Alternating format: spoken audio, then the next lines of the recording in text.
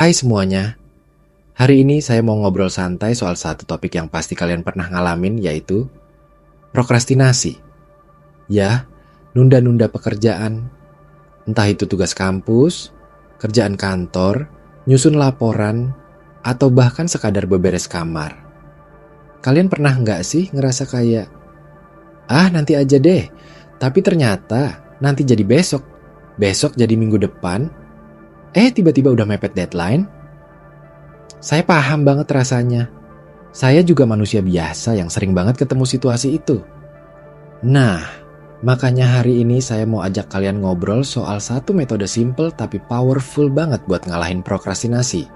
Namanya metode Pomodoro. Kalian mungkin udah pernah denger atau bahkan nyoba, tapi kali ini kita bakal bahas lebih dalam supaya kalian gak cuma tahu namanya, tapi juga ngerti gimana cara kerjanya, kenapa otak kita cocok banget sama metode ini, dan gimana caranya supaya bisa dipakai secara konsisten. Pertama-tama, kita bahas dulu, kenapa sih kita suka nunda-nunda?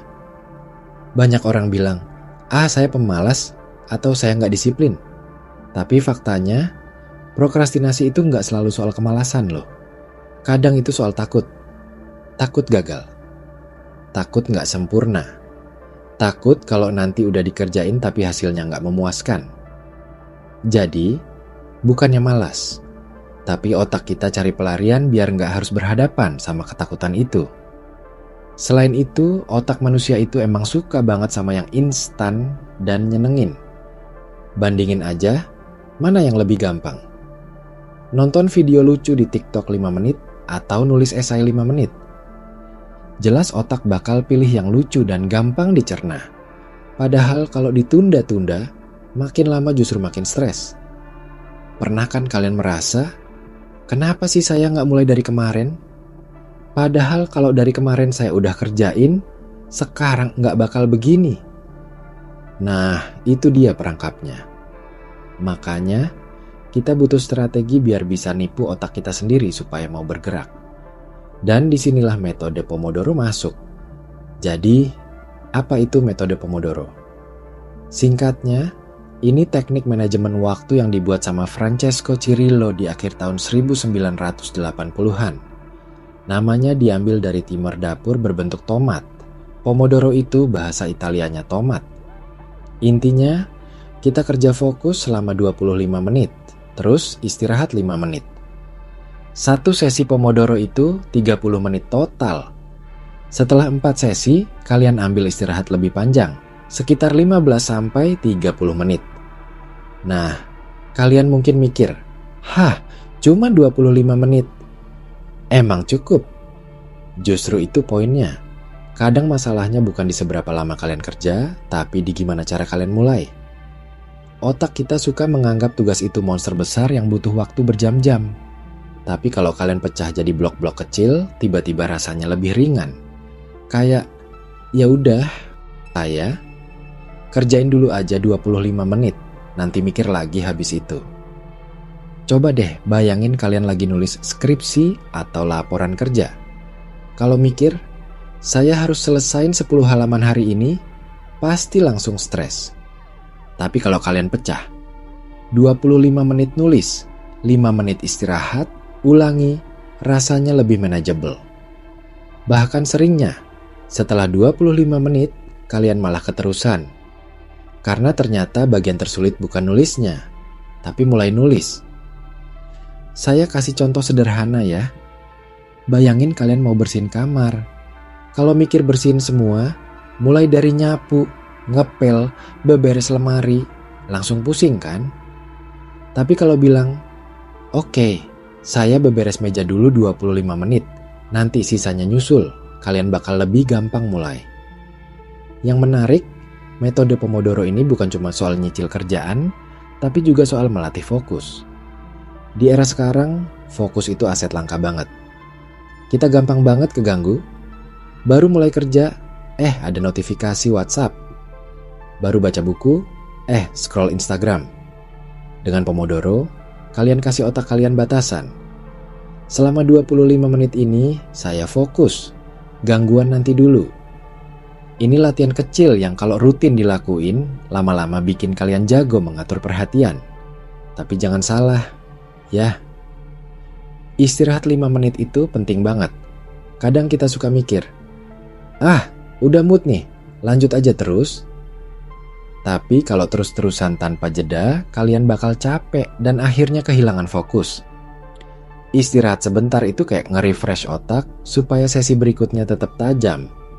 Nah, sekarang kalian mungkin mikir, bagus sih kedengarannya, tapi saya tuh orangnya nggak konsisten. Wajar banget, saya juga gitu kok awalnya. Makanya ada beberapa trik supaya kalian bisa pakai metode ini secara rutin. Pertama, siapin timer khusus. Jangan cuma ngandelin feeling, karena nanti tiba-tiba kebablasan.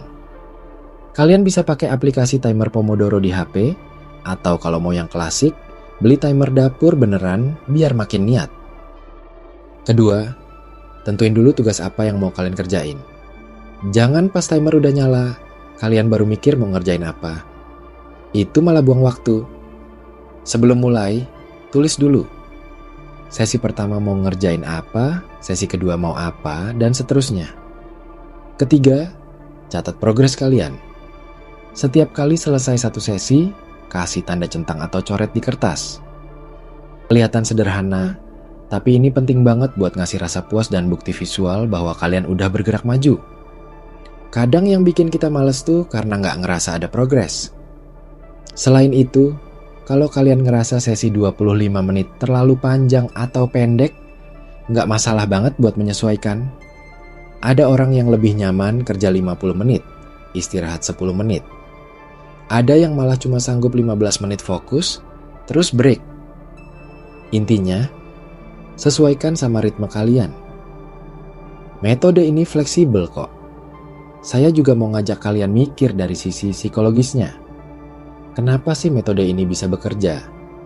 Salah satunya karena dia memanfaatkan konsep bounded task, alias tugas yang punya batas jelas.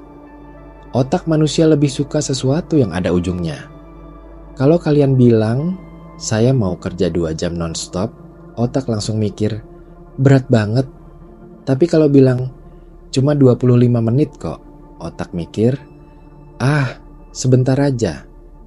Padahal kalau udah jalan, seringnya malah lanjut lebih lama. Selain itu, Pomodoro juga membantu melawan perfeksionisme.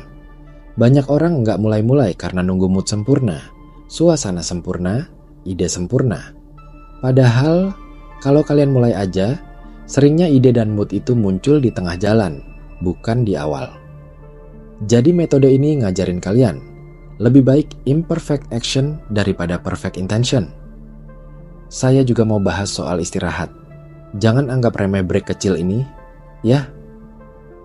Istirahat itu bukan kemalasan. Justru istirahat itu bagian dari produktivitas. Kayak otot yang nggak bisa terus-menerus dipaksa angkat beban, otak juga butuh jeda biar nggak burnout.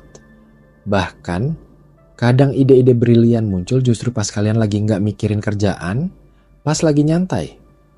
Nah, gimana kalau kalian kerja di tempat yang rame atau banyak gangguan? Ada tips kecil. Sebelum mulai Pomodoro, kasih tahu orang sekitar. Bilang, saya butuh fokus 25 menit, nanti bisa ngobrol lagi. Kalau perlu, mati notifikasi HP dulu. Kasih diri kalian ruang biar bisa benar-benar tenggelam dalam tugas. Saya juga mau kasih catatan penting. Jangan paksa diri kalian jadi mesin. Kadang ada hari-hari di mana kalian nggak bisa maksimal, dan itu wajar. Pomodoro bukan soal jadi robot super produktif, tapi soal belajar menghormati waktu dan perhatian kalian sendiri. Jadi kalau suatu hari kalian cuma sanggup 2 sesi, nggak apa-apa. Yang penting, kalian tetap latihan buat hadir penuh di momen kerja itu. Terakhir, saya mau ajak kalian mikir gini. Hidup kita kan bukan cuma soal kerja terus. Waktu yang kalian hemat dan atur pakai Pomodoro itu nanti bisa kalian pakai buat hal-hal lain yang lebih meaningful. Bisa buat keluarga, teman, hobi, atau bahkan sekadar istirahat beneran tanpa rasa bersalah.